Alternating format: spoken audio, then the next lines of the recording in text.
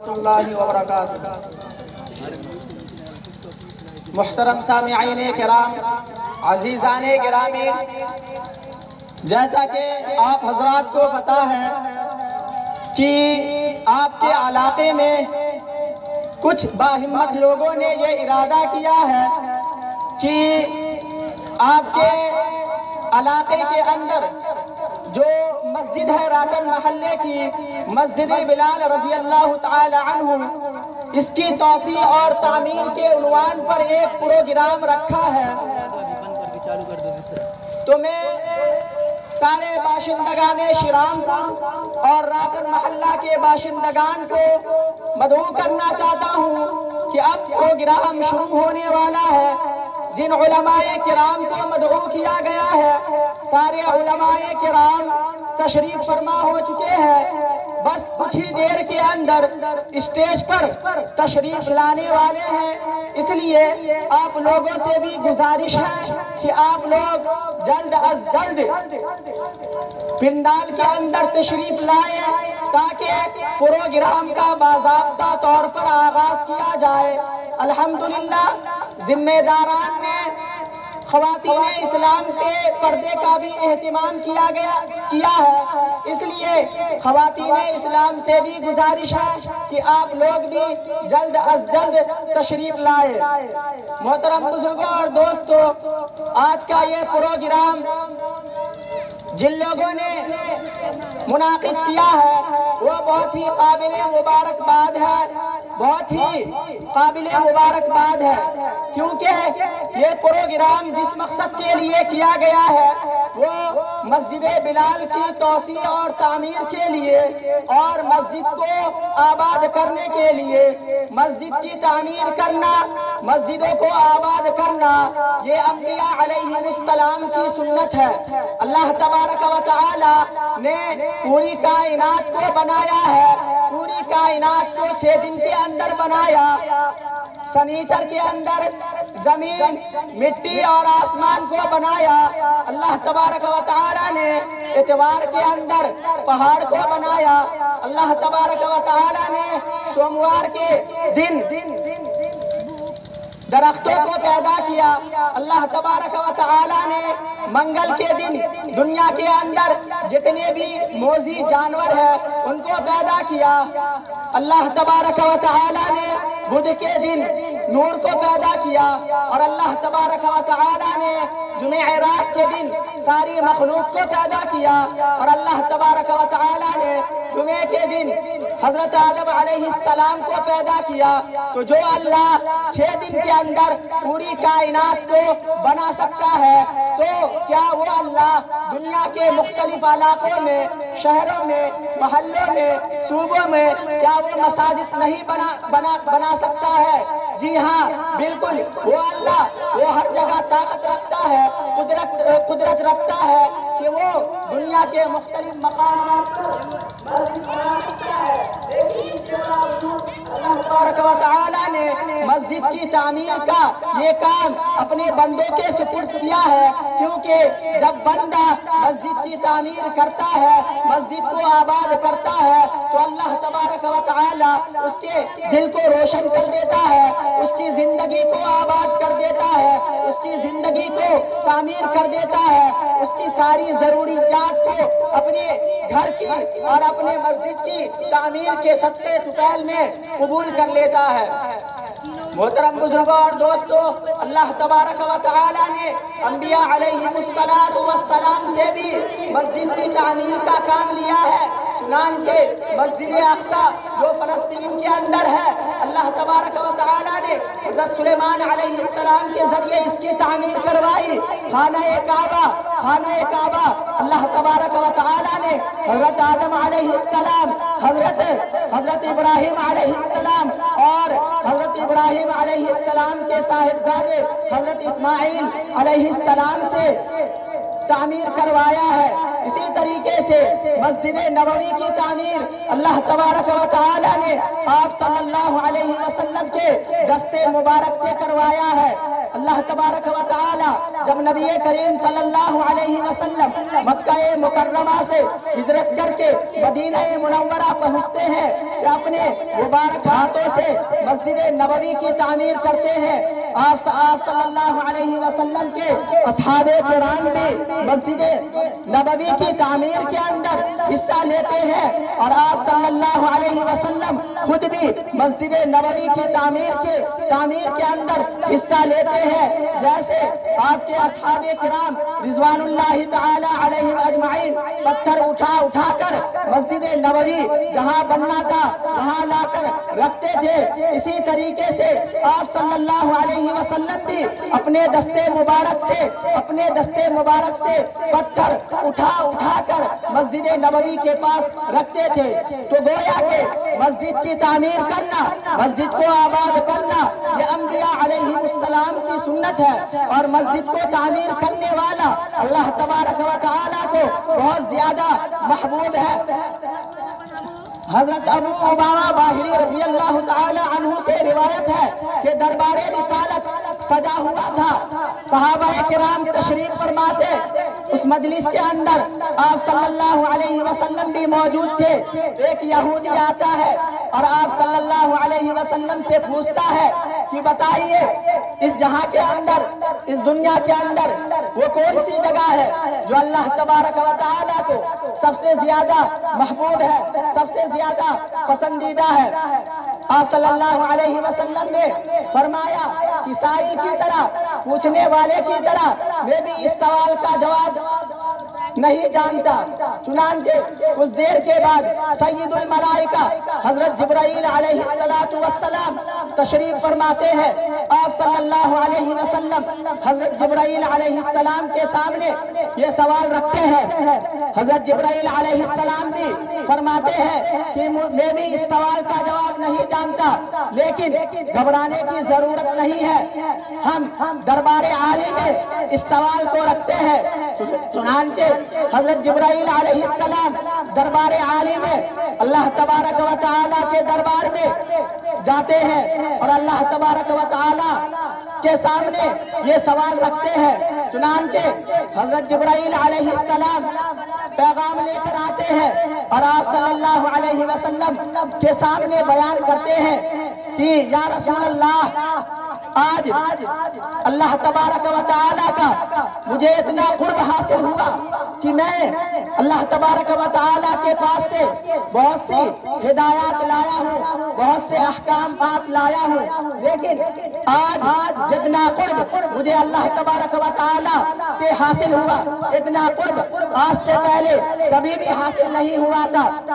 آپ صلی اللہ علیہ وسلم نے فرمایا کہ اے جبرائیل، تمہیں اللہ تبارک و تعالیٰ کا کتنا قرب حاصل ہوا، تمہارے اور اللہ تبارک و تعالیٰ کے درمیان کتنا فاصلہ تھا؟ حضرت جبرائیل علیہ السلام نے فرمایا کہ میرے اور اللہ تبارک و تعالیٰ کے درمیان صرف 70,000 حجابات قائم تھے، 70,000 نور کے پردے تھے، بس اتنا ہی فاصلہ تھا۔ اس کے بعد آپ صلی اللہ علیہ وسلم نے فرمایا کہ اے جبرائیل، سوال کا جواب تو بتاؤ۔ تو حضرت جبرائیل علیہ السلام فرماتے ہیں کہ یا رسول اللہ تبارک و تعالیٰ نے فرمایا کہ یہ ساری کائنات، یہ ساری دنیا، یہ مختلف مقامات، یہ ملک، یہ صوبے، یہ پردیش، دیش، یہ ساری کائنات ہمارے سامنے ہے، لیکن اللہ تبارک و تعالیٰ کو سب سے زیادہ اور سب سے پسندیدہ جو محبوب ہے وہ اللہ تبارک و تعالیٰ کا گھر یعنی مساجد ہے، مسجدیں ہیں۔ اس کے بعد حضور صلی اللہ علیہ وسلم نے جو یہودی سوال کیا تھا اس یہودی کو اس سوال کا جواب بتاتے ہیں۔ تو دوستو، وہ لوگ قابل مبارکباد ہے جو لوگ مسجد کی تعمیر میں حصہ لیتے ہیں، کیونکہ وہ اس چیز کو آباد کر رہے ہیں، اس چیز کی تعمیر کر رہے ہیں جو اللہ تبارک و تعالیٰ کو سب سے زیادہ محبوب ہے، سب سے زیادہ پسندیدہ ہے۔ ایک حدیث میں اللہ تبارک و تعالیٰ نے فرمایا حدیث قدسی ہے کہ جو شخص مسجد بناتا ہے تو اللہ تبارک و تعالی اس کے لیے جنت کے اندر محل بناتے ہیں۔ سوال ہوتا ہے کہ مسجد کتنی بڑی ہو، چھوٹی ہو یا بڑی ہو، تو دوسری حدیث کے اندر اس سوال کا جواب دیا جاتا ہے کہ چاہے وہ بڑی مسجد ہو چاہے وہ چھوٹی مسجد ہو۔ اس کے بعد سوال ہوتا ہے کہ چھوٹی مسجد کتنی چھوٹی ہونی چاہیے، تو آپ صلی اللہ علیہ وسلم نے فرمایا کہ وہ چھوٹی مسجد چاہے پرندے کے گھونسلے کے برابر ہو تب بھی اللہ تبارک و تعالی اس کے لیے جنت میں محل تیار کرتے ہیں۔ گویا کہ اگر کوئی آدمی پوری مسجد تعمیر کرتا ہے اس کو بھی جنت میں، اس کے لیے بھی جنت میں محل بنایا جاتا ہے، اور جو پوری مسجد بنانے کی استطاعت نہیں رکھتا، حیثیت نہیں رکھتا، وہ بھی اگر مسجد کے اندر حصہ لیتا ہے، اس کے پاس جتنی استطاعت ہے، اگر ایک اینٹ کی استطاعت ہے تو وہ ایک اینٹ بھی اگر لگا دے تب بھی وہ مسجد میں اس کے لیے جنت کے اندر اس کے لیے محل تیار کیا جاتا ہے۔ محترم بزرگوں اور دوستوں، ایک صحابی ہے تمیم داری رضی اللہ تعالی عنہ، میں آپ کو ایک حدیث سنانے جا رہا ہوں، سنیے گا غور سے اور یہ سمجھیے گا کہ اللہ تبارک و تعالی مسجد سے تعلق رکھنے والے کو، مسجد کو آباد کرنے والے سے کتنا خوش ہوتا ہے۔ آپ صلی اللہ علیہ وسلم کے ایک صحابی ہے تمیم داری رضی اللہ تعالی عنہ، یہ جنوں کے ذریعے مسلمان ہوئے تھے۔ یہ ملک شام جاتے ہیں اور ملک شام سے کچھ روشنی کرنے والے اسباب اور سامان لاتے ہیں، جیسے لالٹین، قندیلے، اور اسی طریقے سے اس زمانے میں روشنی کرنے کے جو سامان ہوا کرتے تھے وہ ملک شام سے لاتے ہیں اور اپنے گھر کو اجالا کر دیتے ہیں۔ لیکن اسی وقت ان کے ذہن میں یہ آتا ہے کہ میرا گھر تو منور ہو گیا ہے، روشن ہو گیا ہے، میرے گھر میں لائٹیں تو لگ گئی ہے، لیکن اللہ کا جو گھر ہے مسجد نبوی وہ اندھیرا ہے۔ آپ صلی اللہ علیہ وسلم کے مدینہ پہنچنے کے 7 سال تک مسجد نبوی کے اندر کوئی لائٹیں نہیں جلی تھی، تو حضرت تمیم داری رضی اللہ تعالی عنہ کے دل و دماغ میں یہ بات آتی ہے کہ میرا گھر تو روشن ہے لیکن اللہ کا گھر اندھیرا ہے۔ تو حضرت تمیم داری رضی اللہ تعالی عنہ جتنے بھی روشنی کے سامان لائے تھے، قندیلے، لالٹین، وہ سارے کے سارے مسجد نبوی کو جا کر دے دیتے ہیں اور ساری مسجد نبوی کو منور اور روشن کر دیتے ہیں۔ صبح ہو کر جب آپ صلی اللہ علیہ وسلم پوچھتے ہیں کہ مسجد کو رات میں کس نے روشنی دیا تھا، لالٹینیں کس نے لگائی ہے، قندیلیں کس نے جلائی ہے، بلاؤ اس شخص کو، تو حضرت تمیم داری رضی اللہ تعالی عنہ کو بلایا جاتا ہے۔ حضرت تمیم داری رضی اللہ تعالی عنہ اندر ہی اندر ڈر رہے تھے کہ کہیں آپ صلی اللہ علیہ وسلم ناراض نہ ہو جائے۔ آپ صلی اللہ علیہ وسلم پوچھتے ہیں کہ یہ لالٹینیں اور قندیلیں تم کہاں سے لائے ہو؟ حضرت تمیم داری رضی اللہ تعالی عنہ فرماتے ہیں یا رسول اللہ ناراض نہ ہونا، بہت لمبا سفر کر کے یہ روشنی کے سامان لایا ہوں، روشنی کا سامان لایا ہوں، ملک شام کا سفر کر کے میں یہ روشنی کا سامان اپنے گھر کے لیے لایا تھا، لیکن میرے ذہن میں یہ بات آئی کہ میرا گھر تو اجالا ہے لیکن اللہ کا گھر مسجد نبوی یہ اندھیرا ہے، تو میں راتوں ہی رات ساری لالٹینوں کو اور قندیلوں کو مسجد نبوی کے اندر لا کر رکھ دیا۔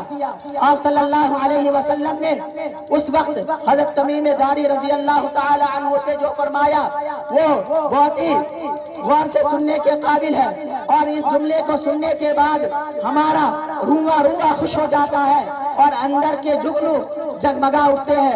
آپ صلی اللہ علیہ وسلم نے فرمایا تمیم تو نے جو آج یہ کام کیا ہے کہ اپنے گھر سے उजाला को लाकर मस्जिद नबवी को रोशन कर दिया है।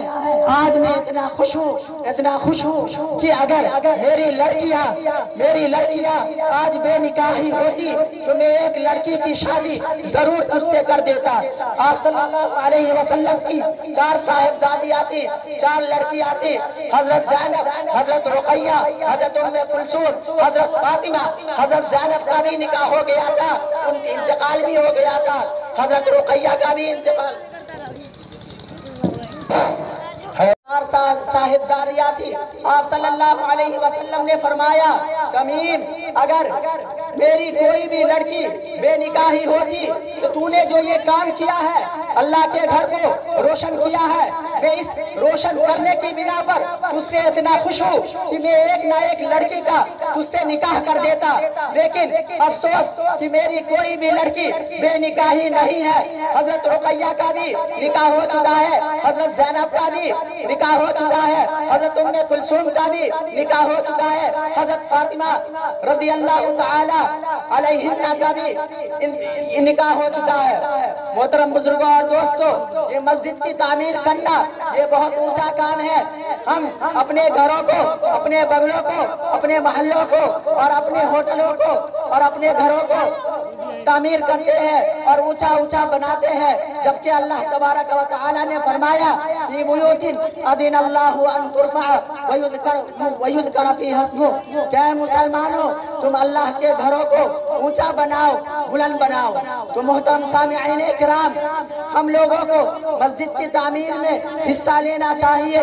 अपनी हैसियत के मुताबिक जितना हो सके उतना से उतना ज्यादा हम मस्जिद की तामीर में हिस्सा लें और जन्नत के अंदर अपने महल बनाएं।